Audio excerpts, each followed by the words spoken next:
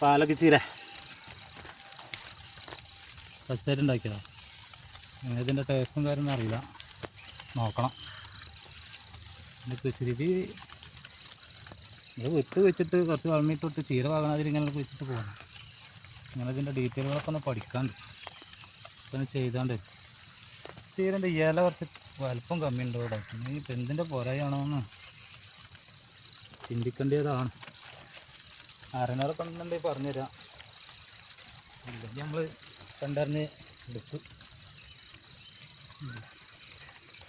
ചിലതൊക്കെ നല്ല ഉഷാറാണ്.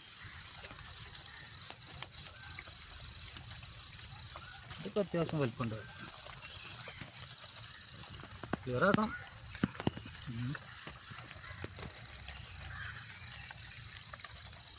ഫസ്റ്റായിട്ടാകുമ്പോൾ എല്ലാത്തിനൊരു ഇതാണല്ലോ. നോക്കട്ടെ, ഏത് ടേസ്റ്റും കാര്യങ്ങളൊക്കെ ഉണ്ടെങ്കിൽ വെക്കും, ഇല്ലെങ്കിൽ കക്കട്ടെ.